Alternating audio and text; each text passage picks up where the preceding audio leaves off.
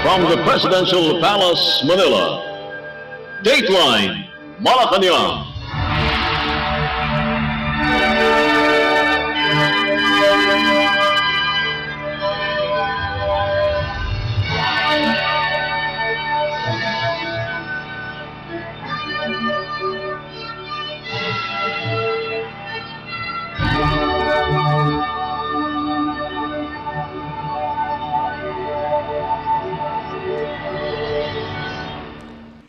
Good day. This is Dateline Malacañang. Philippine President Ferdinand R. Marcos Jr. has urged Filipinos to remember the genuine meaning of Christmas and become an instrument of hope and light for those who are in need this holiday season. In his Christmas message posted on X, the President said, "We should open our hearts and homes and feel the love and happiness to our neighbors, especially those in need." President Marcos also promised that for every step his administration is taking, they are doing it for the welfare of each Filipino for the goal of a new Philippines. Let's listen to Philippine President Ferdinand R. Marcos Jr.'s Christmas message. Kasama ko ang aking buong pamilya na bumabati sa inyo na isang maligaya at mapagpalang Pasko. Tuwing sumasapit ang Kapaskuhan, lubos na kasiyahan ang umiiral sa buong sambayanan. Sa bawat sulok at daan, matamis ang mga ngiti na sumasalubong sa bawat isa. At ang ating mga puso pupuno ng saya at pag-asa. Kaya naman, sa panahong ito, ramdam na ramdam natin ang lahat ng mga biyaya at bunga ng ating pagsisikap mula sa nakaraang taon. Lagi po tayong magpasalamat sa Poong May Kapal sa lahat ng kabutihan na ipinagkaloob sa atin. Buksan po natin ang ating mga puso at ang mga tahanan upang maipadama natin ang pagmamahal at saya sa ating mga kababayan, lalong-lalo na sa lubos na nangangailangan. Naway isabuhay din natin ang tunay ng diwa ng Pasko sa pamamagitan ng pag-unawa, pagkalinga at pagtulong sa kapwa. Sa pamamagitan nito, tayo ay nagsisilbing parol ng siyang nagbibigay ng sigla, kulay at liwanag sa buhay ng bawat isa tungo sa mas maunlad na bagong Pilipinas. Muli, isang maligayang Pasko po sa inyong lahat.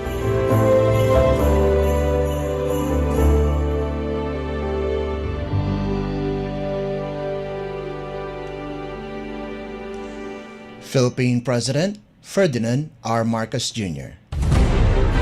Dateline Malacañang.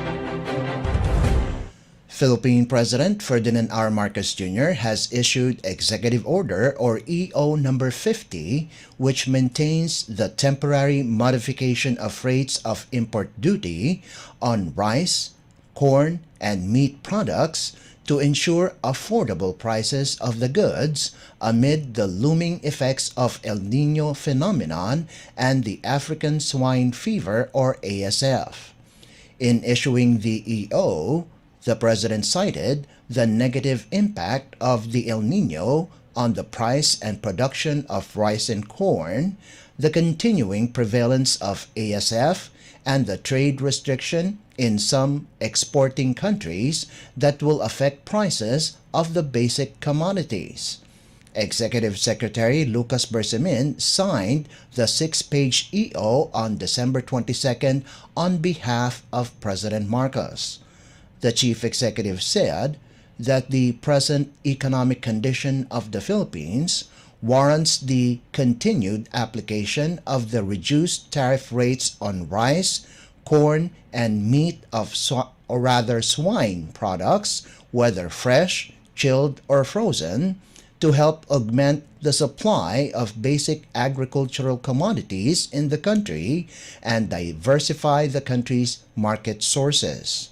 Under Section 1608 of the Republic Act or RA number 10863 or the Customs Modernization and Tariff Act, the President is empowered to increase, reduce or remove existing rates of import duty in the interest of general welfare and national security and upon the recommendation of the National Economic and Development Authority or NEDA. The NEDA board endorsed the temporary extension of the reduced Most Favored Nation or MFN rates on December 14th under Executive Order Number 10 on rice, corn, and meat of swine, whether fresh, chilled, or frozen, until December 31st, year 2024. The President ordered the NEDA Committee on Tariff and Related Matters to submit its findings and recommendations on the semestral and annual review of tariff rates, including analysis and monitoring of the subject commodities. Dateline Malacañang. Philippine Vice President Sara Duterte extended her greetings to the members of the Southeast Asian Ministers of Education Organization, or CMEO, this Christmas season. The Vice President thanked the CMEO for its assistance in the development of the education sector in Southeast Asia. Vice President Duterte said that their stability and unity have taught the students to excel in their studies.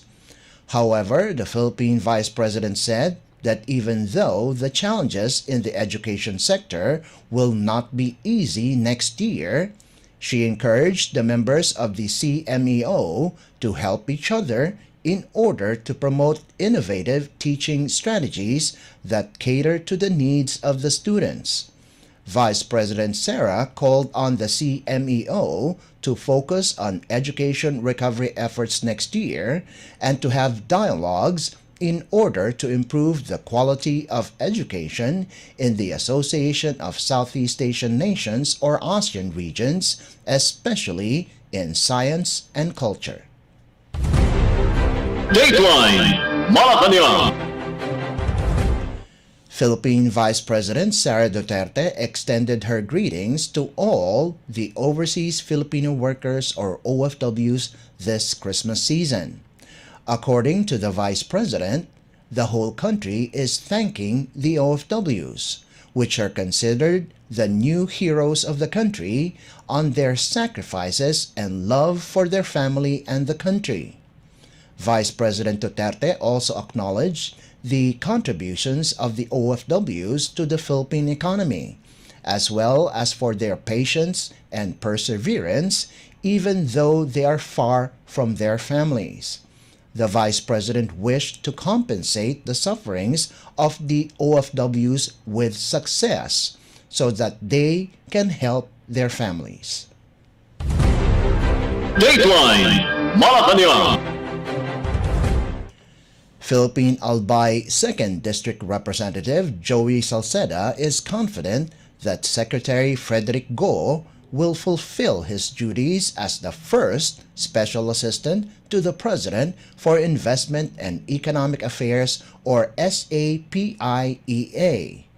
The congressman said that Go is a prominent name in Philippine business and has been collaborating with the House Committee on Ways and Means for a long time now.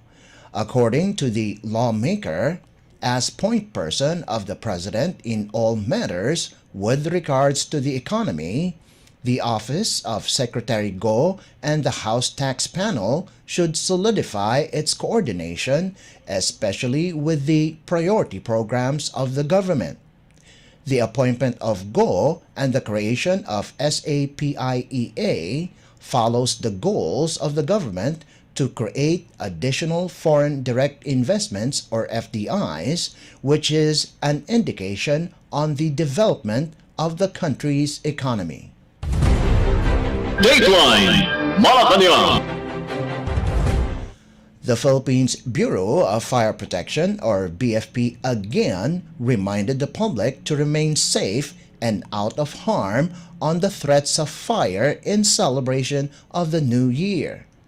The BFP reminded to stay away from firecrackers and use alternative ways to celebrate the new year, like the use of horns. If this cannot be avoided, the BFP advises to buy firecrackers and fireworks from registered establishments so that they would not fall victims to fake firecrackers that might not work and cause harm to others.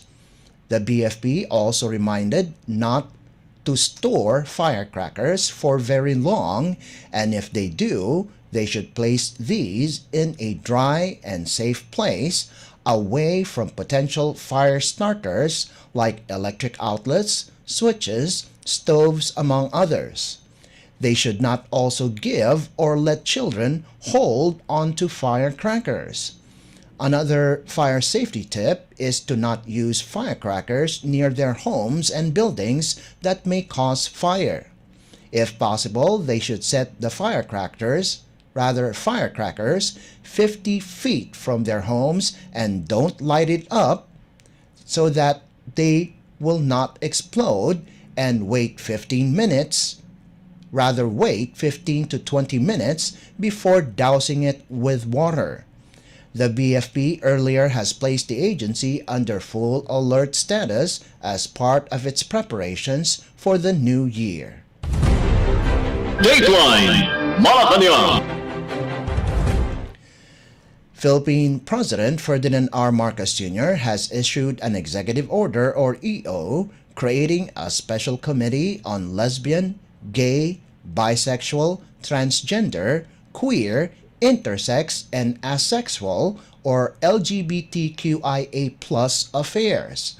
Under EO 51, inked by the President on December 22nd, the Special Committee on LGBTQIA+ affairs, which will be under the reconstituted Diversity and Inclusion Committee, or DIC, will be led by a chairperson with a rank of an undersecretary and will have 3 members with the rank of assistant secretary. According to the EO, President Marcos will choose the chairperson and members of the special committee from reputable organizations representing the LGBTQIA+ community.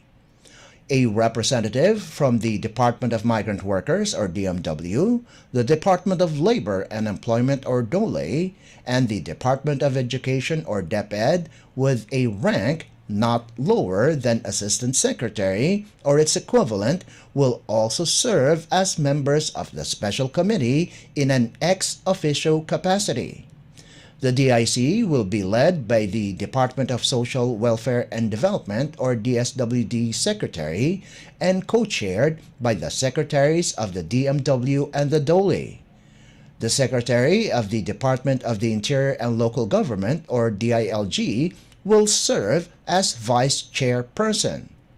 Based on EO 51, the special committee is tasked to ensure that policies, plans, and programs that effectively promote equality, equity, non-discrimination, inclusion, and well-being of the LGBTQIA+ community in both the national and local government levels are incorporated in the Reinforced Diversity and Inclusion Program, or DIP. It is also directed to assist the Diversity and Inclusion Committee on all matters concerning the LGBTQIA+ members, including the conduct of review of existing issuances relative to or affecting the community. The Special Committee is mandated to coordinate with concerned government agencies to ensure availability of sufficient and reliable data on the status, challenges, and opportunities of the LGBTQIA+ community for the purpose of evidence-based policy making. It is also designated to develop a consultative mechanism allowing continuing dialogue between the government and the LGBTQIA+ community, facilitate programs and campaign for the promotion and protection of LGBTQIA+ members' rights, and take the lead in carrying out programs, activities, and projects related to the community that are identified in the DIP. According to the EO, the special panel should regularly convene at least once every quarter or as often as may be deemed necessary by its chairperson. All concerned agencies and instrumentalities of the national government are directed, and all local government units or LGUs are encouraged to undertake efforts in support of the implementation of the DIP and the programs, activities, and projects of the committee and special committee. The EO emphasizes the need to reinforce the DIP and reconstitute the DIC to ensure the country's continuous compliance with its obligations under the International Covenant on Civil and Political Rights. The DepEd Secretary will serve as a panel member along with the Secretaries of the Department of Justice or DOJ and the Department of Health or DOH and the chairpersons of the Commission on Higher Education or CHED and the Special Committee on LGBTQIA+ Affairs. The initial funding requirements necessary for the implementation of EO 51 will be charged against the respective appropriations of the concerned agencies and such other funding sources as may be identified by the Budget Department. The funds needed for the EO's continued implementation will be included in the budget proposals of said agencies, subject to usual budget preparation process. EO 51, which was made public on Saturday, takes effect immediately upon publication in the Official Gazette or in a newspaper of general circulation. Dateline Malacañang. Before we conclude our program, we would like to invite everyone to come and visit our Facebook page at Radyo Pilipinas World Service. You will be able to hear and view our Filipino and English programs, including news updates here in the Philippines. Kindly subscribe, like, and share our posts as well. And that concludes this edition of Dateline Malacañang. For Radyo Pilipinas World Service, this is Leo Magpayo. Good day and stay safe. From the Presidential Palace, Manila, Dateline Malacañang.